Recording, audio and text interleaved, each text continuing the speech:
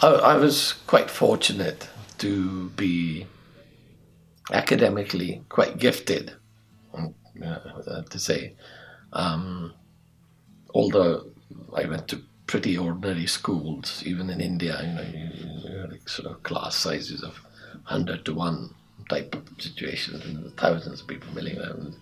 And even in India, I was in my 5th year and 8th year, which was just kind of standard exams. I mean, even my name was on the board there because I managed to get whatever 75% was a merit list. So when I came here, although I didn't have the linguistic skills, but before starting my O levels, which is my entry level here, I went for remedial arithmetic and English. I, English was obviously a struggle, but things like arithmetic, I found, oh well, this is not that difficult. For one thing, you don't really need much language for those kind of subjects. So once I got into swing of things, got enrolled, and because I guess because of the reasons we said earlier, there were no other diversions in life. The focus was just either home or work or studying. I learned the art of learning pretty quick. So I think I suppose it's true to say that I was probably the first and probably the only student enrolled from college with 3 A's and a scholarship in physics, which even the physics teacher said, look, I can't teach you, but together we can see if we can do it. So I think that probably is still true. Because we had, we still weren't established at all, although we had our own house, but there were sort of 2-bedroom, the kind of houses that are here, but even smaller. 8 of us living in that sort of a setup.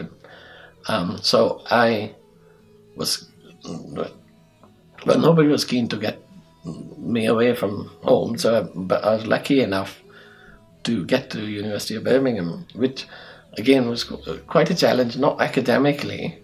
And I did engineering simply because I didn't know anything else.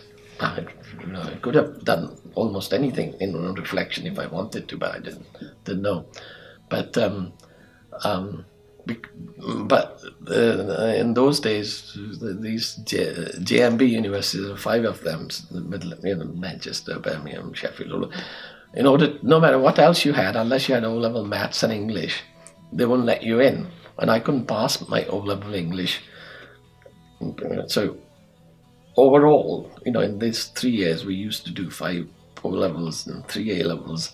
Over those 3 years, I managed to accumulate 10 A-levels, 10 O-levels, 4 A-levels in a scholarship paper.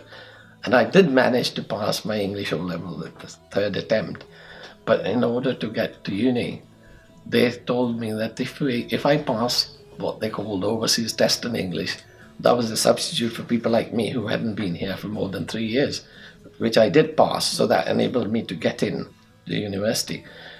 But then my university life was not really a uni life because I lived at home, so I commuted every day.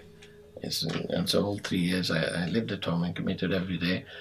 But I was quite involved, not with the population at large, but there were relatively few Asians or Indians at the uni.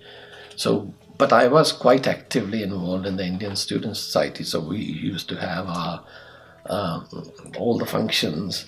We set up a Bhangra club. We used to perform ourselves, in the university hall.